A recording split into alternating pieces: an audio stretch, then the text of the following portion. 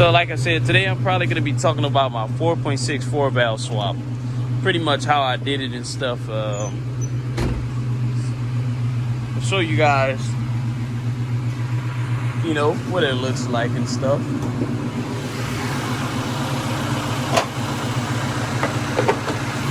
Don't mind the croissants on there, you feel me? Wanna be in the way. These old dead spiders and stuff. Not really the spider's fault. Yeah, how y'all like that, bruh? Don't mind this stuff right here too. I ain't gonna lie, bruh, this pipe gets a little dirty. So, this right here is the Lincoln Aviator 4.6 swap. As you can see, I got the mock intake on there. I got the bro, I ain't gonna lie, where did this alternator come from? I think that's the Aviator alternator. I ain't gonna cap. The Aviator alternator. These are the Aviator valve covers, the Aviator injectors. This fuel rail is the mock fuel rail. Basically, like right now, everything that I'm pointing out is everything that you're gonna need to do this swap. The wire harness is honestly the same. This is the 4.6 wire harness. Now, about the 4.6 wire harness, you see the coils, you know, they're closed up. You know, you're gonna have to switch the polarities on it. You know, the way they're plugged in on the coils to your 4.6, just swap those wires around. Just swap them around. Just swap them. That's the only thing you have to do with that. You don't have to do the same thing when it comes to the injectors. Honestly, you really don't.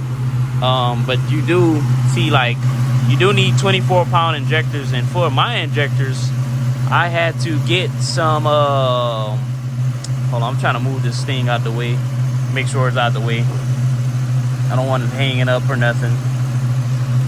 I had to go ahead and extend,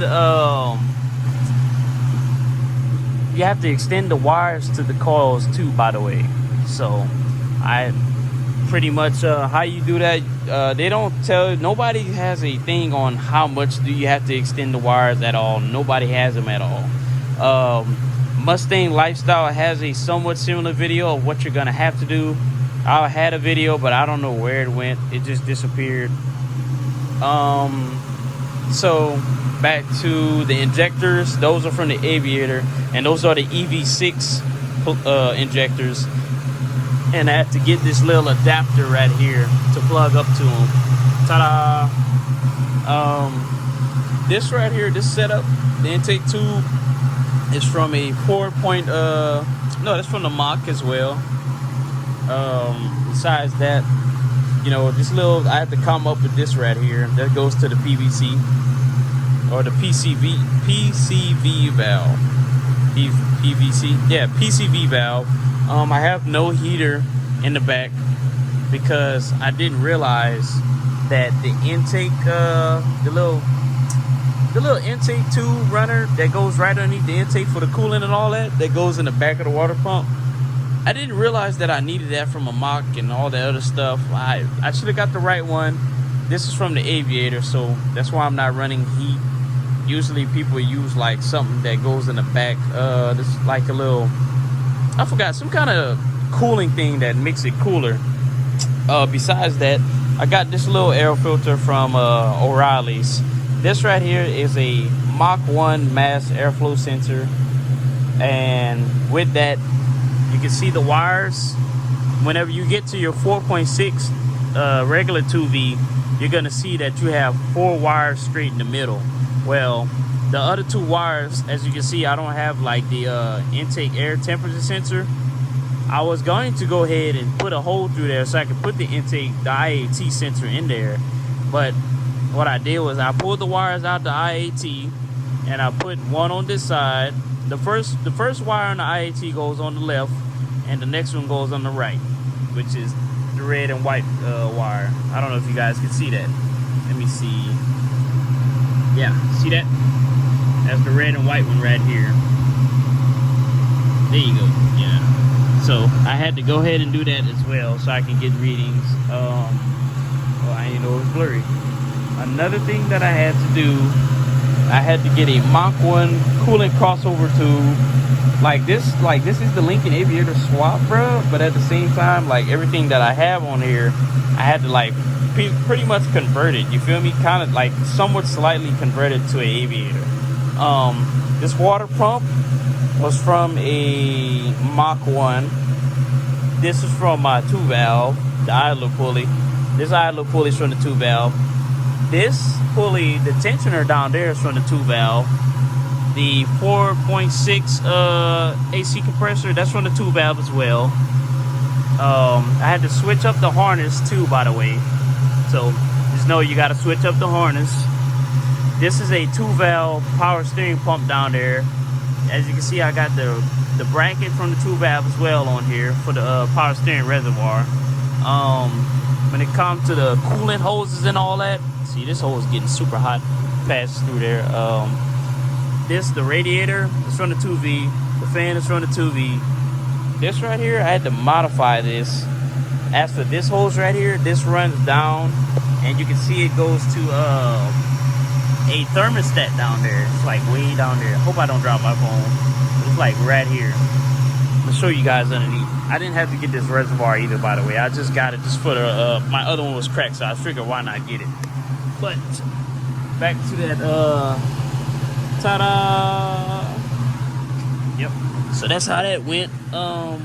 As you can see, this is about how as low as my exhaust comes down, and I don't like that.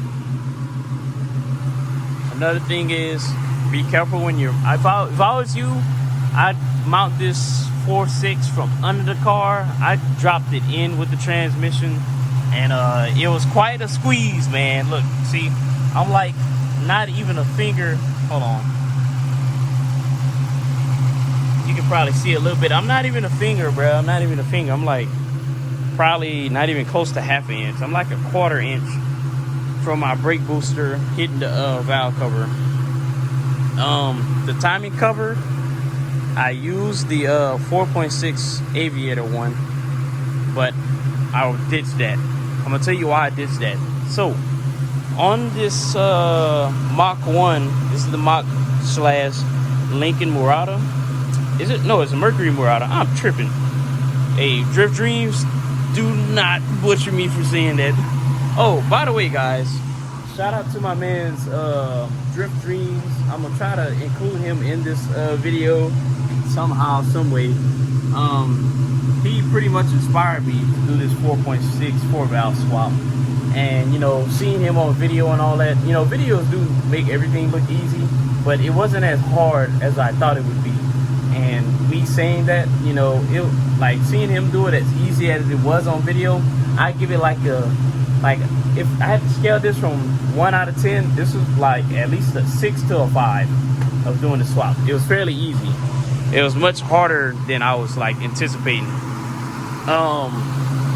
I deleted my EGR, as you can see, so I don't know what to tell you guys about that. The airlines right here, these are from the GT.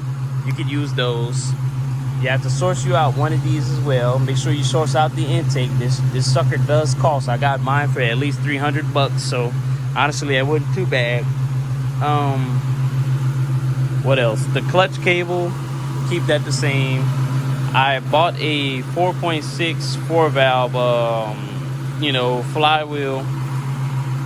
I bought the 4.6 4-valve flywheel and clutch kit, but I didn't put it on. As for the harmonic balancer, make sure you get the harmonic balancer that's for the Mach or whatever the engine is rated for. Make sure you get that. I was running into noise whenever it came to mine, and it's still making a little bit of noise, but not as bad as it was before. So that's what's up. And it was making like a whining noise. So you guys ever have a whining noise, make sure you comment below after you did the swap. Let me know about that. Let me see what else. Like I said, the crossover too, this is from the Mach. This bracket, I had to get that for the Mach. What else? Oh, this right here, make sure you get the little bracket and all that right here from the Mach. You need to get a new throttle cable as well from the Mach 1, or find one that's equivalent to the Mach 1, guys. You don't necessarily have to get the Mach 1. Make sure you find something that's equivalent. The 4.6 cable won't work. Several guys did mention that in videos. I'm not gonna call them out. I ain't gonna say nothing. You feel me? But yeah, they threw me a curveball with that. The intake. Oh, make sure, like I said, get this tube. Get the right one, because this is not the right one that goes on there. But the all filter adapter housing, I use the two valve. Yeah, this is two valve. Okay, I use the 2V all filter adapter housing.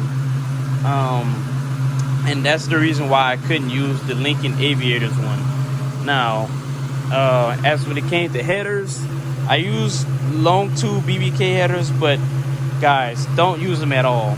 The reason why my headers are so low to the ground right now is not only because my cars dropped, but it's also because, you know, I have long tube headers, and that's how far they drop down, man, and I don't like that. So yeah, make sure you guys don't get the BBK headers on this. Don't get the long tube BBK headers. Another reason not to get the long tube BBK headers is I had to change out my throwout bearing on here, and the problem with my throwout bearing is, you know, it was bad. The clutch fork was bad, but what happened was when I went to change it, I was like, dude, I got these long tube BBK headers and they're in the way of the transmission.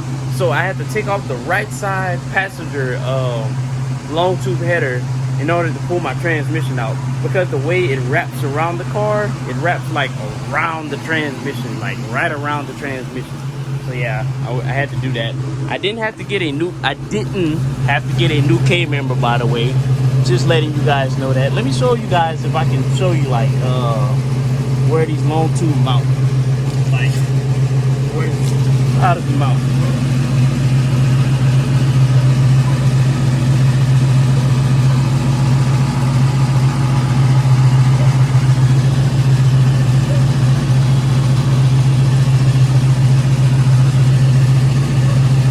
You can kind of see it.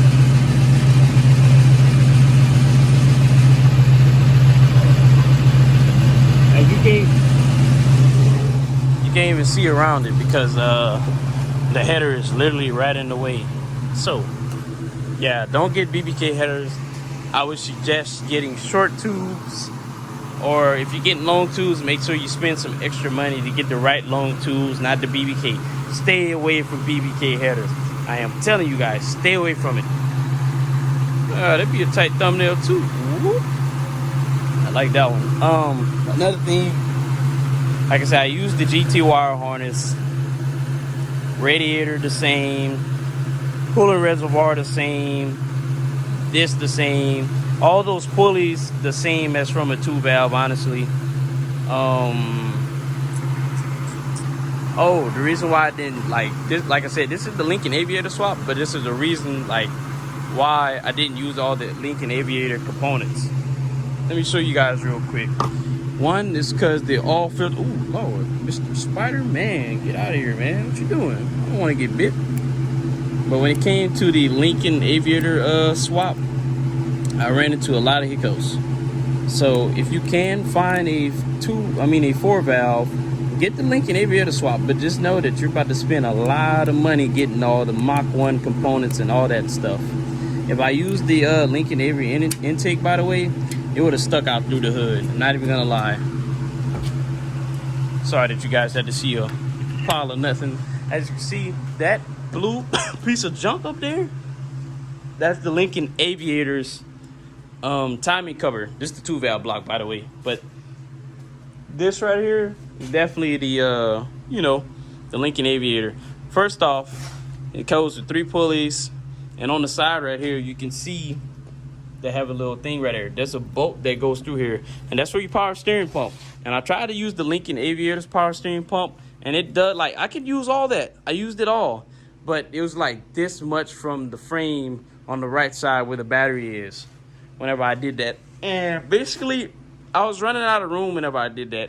Not only that, whenever you try to use the Lincoln Aviator timing cover, you can't use your old power steering pump from your 2-valve. I'm just letting you guys know that right now. So make sure if you guys watching this video, you mark that down. Also, this right here is the Lincoln Aviator's all filter adapter housing. I'm gonna show you what it looks like. Okay, so it sits on side the motor like this. You're gonna have the all filter right here. This is bolted to the block. This is a hose that comes to, you could have put it to like your radiator, to the lower hose. But this part right here is gonna come straight over the top, and I'm gonna tell you where it comes at. This part literally comes over the top on the side of the timing, the valve cover. So basically, if I still had it on here, I would have had to run a hose from way down right here that'd come way on the top, that'd hook to the old crossover tube, which the crossover tube to the Lincoln Aviator, it would have worked too, but like I said, I was running out of room. So this is the Lincoln Aviator's crossover tube.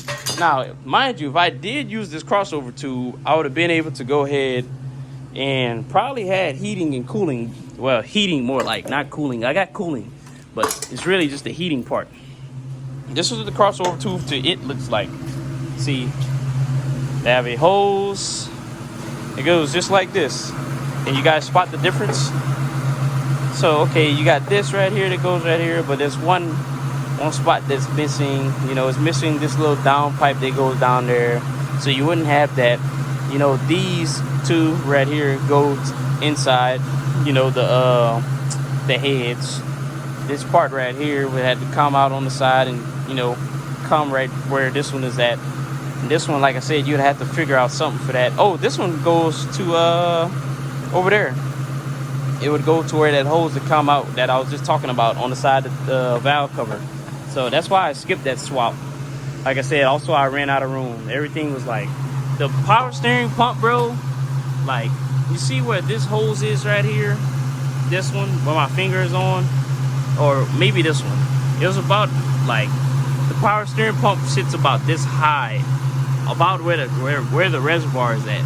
And I wasn't gonna be able to use my power steering reservoir. I had to fabricate it. Like, I couldn't use this bracket either with the Lincoln Aviator timing cover and the Lincoln Aviator power steering pump. And about the Lincoln Aviator's power steering pump, like I said, you cannot use the you can't use your old 2V, you know, intake, all filter adapter housing. You can't use that. You cannot use that at all. Like I said, ditch that, bro. Ditch all of that stuff. What I'm gonna be doing today, I'm gonna be going ahead and pull off those long tube headers, or at least I'm gonna start prepping my car to take off the long tube headers. That's what I'm gonna do, so I can put the regular manifolds on. So honestly, the only thing I'm gonna be doing today is probably jacking the car up.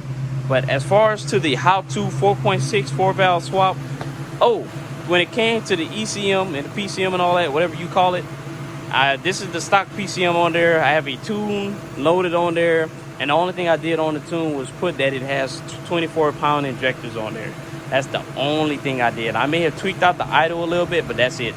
That's it. Other than that, this is how it's running on a stock PCM.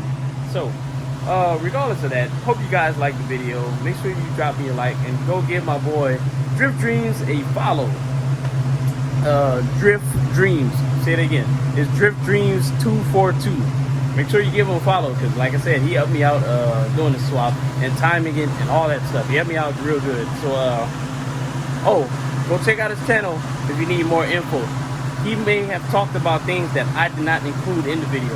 But anyways, guys, your boy DBA Creations. Make sure you like the video and definitely consider subscribing to see more content. See you guys later.